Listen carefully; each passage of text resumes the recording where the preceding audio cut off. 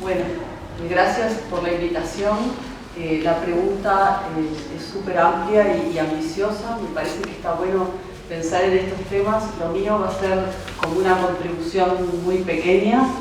Creo que también para pensar este tipo de temas, creo que también están los filósofos, o sea, los economistas somos menos amplios en nuestro pensamiento. Y yo, para pensar en esto, no sé, como que pensé en las propuestas de 4 autores, que son Sen, Piketty, Julian Le Grand y Atkinson, y bueno, también Olin Wright, que después Andrés va a hablar de él, que han estado pensando en algunas cosas que capaz que son útiles para pensar cambios que pueden ser desde cambios dentro del capitalismo a cambios más profundos, aunque no están articulados así. Pero cualquiera fuera el sistema, uno debería como pensar primero, y acá me parece que es interesante toda la reflexión que hace Sen sobre cuáles son los fines del desarrollo, ¿no? Para qué fines deben alcanzar las sociedades, y sobre todo en qué espacios debemos evaluar las desigualdades, que era una de las preocupaciones que planteaba Alberto y una de las que estaría atrás de toda esta discusión. Entonces, en eso uno generalmente piensa y hasta se han enfrentado las desigualdades, digamos, más que llamamos verticales, que son las desigualdades vinculadas a lo económico y los recursos y los medios, versus las desigualdades horizontales, que tienen más que ver con el género, lo étnico y otro tipo de discriminaciones. Entonces ha habido como una puja sobre cuáles las políticas deberían priorizar, y acá capaz que una cosa buena del enfoque de Sen, según argumentan Sen y otros autores como Ingrid Robbins, es que un enfoque que permita mirar los logros de las personas en un conjunto de dimensiones y no solamente los medios que las personas tienen, y a su vez valore las libertades y la capacidad como de definir la vida en un sentido más autónomo. Ahí Sen habla de agencia, podría tener la virtud de combinar, si uno mirara a las personas desde esa perspectiva, más allá de que claro que hay clases sociales, grupos, etcétera, pero si uno tuviera que mirar la desigualdad y hacia dónde debemos apuntar, capaz que un enfoque de este tipo, como la idea esta de las capacidades pensadas como logros y como libertades, permitiría articular la discusión sobre las políticas que miraran las desigualdades horizontales y las verticales, que a veces están en conflicto. Y acá hay autores como Nancy Fraser y otros que han como trabajado bastante esto. Entonces, una primera cosa sería pensar los fines, pensar y la igualdad, en qué espacios la queremos mirar. La idea de individuo que tenemos atrás, si es solamente un consumidor, como es en la teoría más neoclásica, o si hay otros elementos como las libertades o estas realizaciones, sería como una primera cosa a pensar. Y lo segundo sería si uno quisiera definir fines, ¿quién los define? Si los definen, y entonces en quién los define también hay una discusión grande. Los definen las grandes propuestas normativas, como por ejemplo Rawls o Martha Nussbaum, aunque hacen una cantidad de propuestas en términos de en qué espacios hacer estas comparaciones de desigualdad. O sea, debemos esperar que haya un modelo así general de sociedad. Los definen los expertos, como por ejemplo hace unos años la comisión Sarkozy juntó a Sen, Fitoussi y a Stiglitz, y armaron todas unas consultas con expertos en muchos países, y de ahí sacaron un conjunto de dimensiones del progreso, y contra eso después la OCDE creó un índice que se llama el Better Life Index, contra el cual miran sus avances sociales. se debe definir por consultas a las personas, y si es por consultas a las personas, cómo se consultan, quiénes tienen voz en esas consultas, en qué medida las personas no están fuertemente condicionadas por sus experiencias, quiénes están y quiénes no. Hace poco nosotros hicimos una investigación que justamente sobre los fines del desarrollo, con un grupo interdisciplinario grande, con varias técnicas, y una de ellas fue un grupo focal. A jóvenes que discutieran de diversos estratos socioeconómicos que entendían por progreso, y había como diferencias muy grandes por estratos socioeconómicos. Lo familiar era muy fuerte, después venía una jornada, posibilidades de una jornada laboral larga.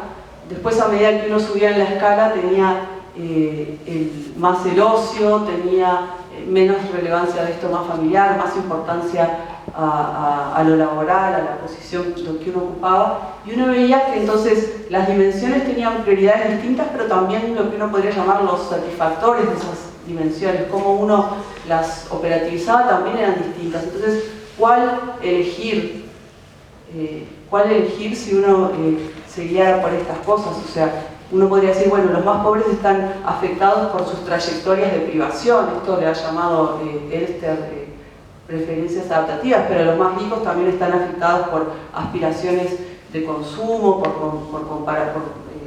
comportamientos emulativos, etc. Entonces ahí hay también todo un tema que sería para pensar. Entonces, eso en cuanto a posibles formas de cómo discutir los fines, en qué espacios discutirlos, y si debemos llegar a una sola lista de fines o habría varios, y cómo se combinarían esos varios fines.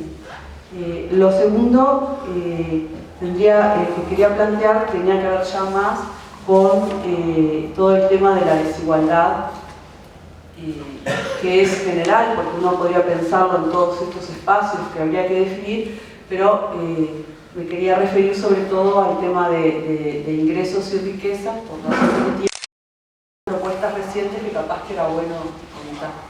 Entonces ahí, recientemente ha recobrado en la discusión importancia la desigualdad de la riqueza. Hace unos años recobró importancia la desigualdad del ingreso. Esto debe tener que ver con muchas razones que tienen que ver con los países desarrollados, sus crisis, etc. Pero hubo como un fenómeno bestselleresco gigante, que fue el libro de Piketty, que salió el año pasado, que fue el récord de ventas de Amazon, cosa que nunca había sucedido en un libro de economía. Fue primero en ventas un buen tiempo, pero generó toda una discusión bastante interesante sobre cómo pensar las políticas contra la desigualdad. Y bueno, sabemos que la desigualdad de ingresos es grande en el mundo, pero la de riquezas es mucho más. Sabemos mucho menos sobre ella. En Uruguay sabemos muy poco sobre la desigualdad de riqueza. Y ahí hay como todo un estudio, todo un trabajo como súper interesante que hace Piketty con las herencias en Francia, como que toma 200 años y mira cómo evolucionó la riqueza, cómo las herencias son un elemento fundamental de reproducción de las desigualdades, cómo se vincula la propiedad con los ingresos del capital y cómo eso va reproduciendo desigualdades. Y ahí entonces hay varias propuestas, ¿no?, que están en juego. Voy a nombrar primero no sé cómo estoy, pero voy a nombrar primero las de Piketty. Piketty plantea varias cosas. La que se ha hecho, lo primero es que plantea una mejora general para superar la desigualdad de riqueza y la de ingreso, ¿no? Piketty no plantea un marco normativo como yo al principio planteaba que habría que buscar, o sea, para eso se necesita juntarlo con otras cosas. Él plantea directamente el ingreso, la riqueza, no plantea cuál debería ser el horizonte, pero plantea que habría que disminuirlas fuertemente, y que en esa disminución la imposición al capital juega un rol fundamental, y eso es una de las propuestas que está bueno discutir. Y sobre eso, y ahí plantea varias cosas. Una es la redistribución de la riqueza. Él hace como mucha referencia a los impuestos, incluso ha dicho que, bueno, que hay otras formas que no ha explorado, y la necesidad de que con esos impuestos se beneficie, se genere un mejor estado del bienestar, que ahora en un segundo, si da el tiempo, quería hablar un poquito sobre eso.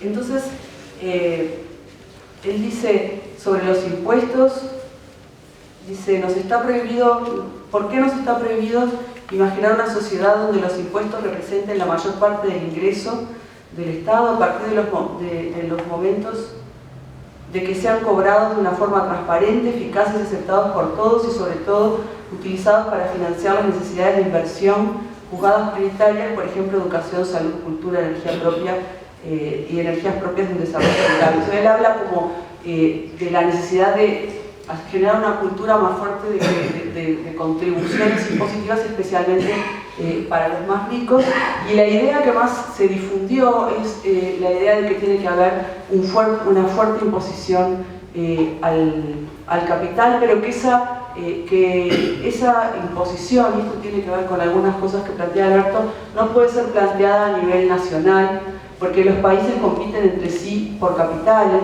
y bajan por eso permanentemente los impuestos, bueno, los impuestos duales, el componente impositivo del capital baja porque compiten entre sí. Eso ha pasado ahora hasta en Dinamarca, Alemania, etc. Y entonces, que para eso hay que generar instituciones globales y pensar este impuesto global al capital. Y eso es como una propuesta fuerte, muy utópica, porque requiere toda una arquitectura internacional global de transparencia de sistemas financieros y demás, pero que por más que sea utópica tiene la virtud de que, bueno, podemos discutir sobre, se puede pensar sobre ella, y sobre todo pone de relieve el tema de la distribución de la riqueza y de la imposición del capital, que estaba cada vez siendo más abandonado. De hecho, los países tienden a hacer desaparecer los impuestos al patrimonio y pensar e incrementar los impuestos a la renta, porque son más fáciles de observar los ingresos. Entonces ahí me parece que hay un cambio que está bueno, o por lo menos una cosa para pensar. Bueno, después habla de instituciones laborales, otras cosas. Esto se podría juntar con algunas propuestas que hay, que vienen más de Ford y de otros filósofos que hablan de un nivel de instituciones globales que sea compatible con lo que plantea Alberto, de a qué nivel se están tomando como las definiciones grandes en el mundo. Después hay otras propuestas que se plantean.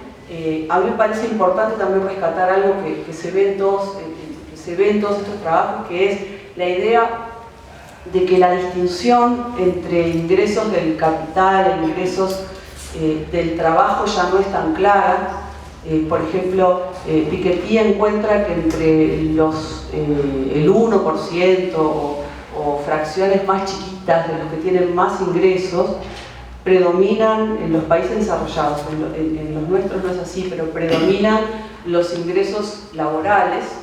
O sea que no es clara tampoco la asociación entre estructura de ingreso y rentas del capital o del trabajo, y a su vez es difícil, mirando la participación solamente mirando la participación del trabajo en el ingreso, determinar si la sociedad es más o menos equitativa. Tenemos que mirar eso, pero también tenemos que mirar la distribución entre hogares, y mirar también, tener en cuenta que los muy ricos muchas veces cobran ingresos en la forma laboral, ya sea porque son gerentes, porque están hasta bueno, esto ha sido todo un tema con los CEOs de Estados Unidos, pero hasta hay formas como de pasar rentas de capital a trabajo. Entonces ya no es claro qué es capital y qué es trabajo, y ese es un tema difícil porque requiere también pensar no tan esquemáticamente, bueno, el trabajo es esto, entonces, y reubicar a esas personas de ingresos muy altos laborales, que serían asalariados, pero que en realidad son privilegiados en la sociedad. Bueno, él habla de temas más de las instituciones laborales y eso que no voy a entrar. Y después quería mencionar 3 cosas más, si puedo. Una es que el libro de Piketty fue muy famoso, pero hay otro libro que salió que también está muy bueno, no sé si es otro famoso, que es de Atkinson, que habla también sobre la desigualdad, que tiene una cantidad de propuestas y en particular sobre estos temas. En particular quería mencionar que él está planteando un impuesto como una coordinación también de impuestos, él lo está pensando para la Unión Europea, donde la tasa más alta de impuesto a la renta sea del 65%, acá es el 30%, y donde se ensanche la base impositiva, o sea, menos rentas estén exoneradas, y a su vez, pero que esto tenga como un componente muy progresivo en la imposición al capital. Y esto como que creo que se tiene que tiene un riesgo, o sea, es una buena propuesta distributiva, pero está pensada en países donde el mínimo no imponible de ingresos es mucho más bajo que, por ejemplo, en Uruguay. Porque uno de los riesgos, yo creo que estas propuestas están buenas, pero hay que pensarlas pensando que no solamente se debe desplazar el interés de a quienes le debemos cobrar impuestos a los muy ricos y que se escape la responsabilidad contributiva de los sectores medios.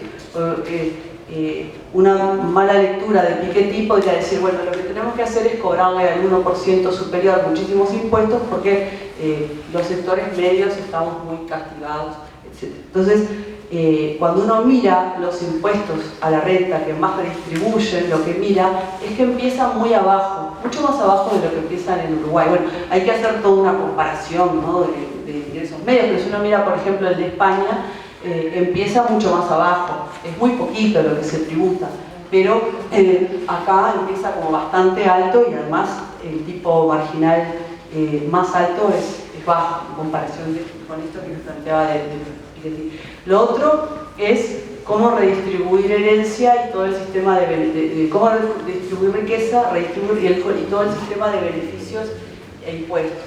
Y ahí hay varias propuestas, tanto de Atkinson como de otro autor que es Julian Legrand, que habla, y debe haber otros también, que habla de lo que llaman demograms, que es con toda esta imposición al capital y a las herencias, asegurar a todos los niños, cuando lleguen a los 18 años, darles una dotación de capital de un pequeño monto para que empiecen con una menor diferenciación social. Y ahí Julian Legrand habla de 20.000 euros, una cosa así, o 10.000 euros, lo cual se financiaría con estos impuestos a la herencia y impuestos al capital. Y después Atkinson, algunos autores ya plantean que eso está bueno, pero que capaz que habría que condicionarlo a ciertos usos, o sea que ahí también hay todo un tema interesante para discutir. Lo otro es la articulación entre el sistema de transferencias y de transferencias especialmente las no contributivas, asignaciones familiares, etcétera, y el sistema de impuesto a la renta. Hay muchas propuestas de renta básica universal, pero tendrían que ir como muy articuladas con la imposición progresiva a la renta para que el efecto total sea progresivo. Ahí también se habla mucho de generalización de las asignaciones familiares, etc. Eso tendría que ir acompañado, capaz, mirado todo junto con los impuestos, porque si no lo que pasa es que es mucho más fácil políticamente aprobar aumentos o ampliaciones en asignaciones familiares, que son montos bajos, que las reformas impositivas, que son muy costosas políticamente, como ya vimos con la que tuvimos acá, que fue moderada, pero que tuvo un gran debate y fue muy resistida y sigue siendo. Capaz que, no sé, ¿cómo estoy? Un minutito más. Me queda un minuto. Lo otro que tiene que ver con este tema, capaz de las transferencias, para terminar, es bueno, su articulación con esto que decíamos, pero también cómo se conciben las transferencias y cómo se evita el estigma a los beneficiarios de las transferencias. Y acá creo que hay como temas muy importantes, se han discutido mucho, si es un enfoque de derechos, o estos enfoques que yo les hablaba, de las capacidades, etc. Pero después, aún en visiones como bastante progresistas, se observa como un cierto... como una cierta idea de que en realidad las personas tienen que trabajar para vivir, y las transferencias hacen que dejen de trabajar, y eso genera un estigma muy fuerte. Sin ir más lejos, cada vez que el gobierno del Frente Amplio ha salido a hablar de condicionalidades y de cumplimiento de condicionalidades, se ha referido de una forma completamente estigmatizante hacia los beneficiarios de las asignaciones sociales o familiares o de otros planes sociales, y eso es completamente contradictorio con esta idea de que el sistema de transferencias y de ingresos debería perseguir ciertos niveles de equidad, y se debería pensar juntos justamente por eso. Así que por acá.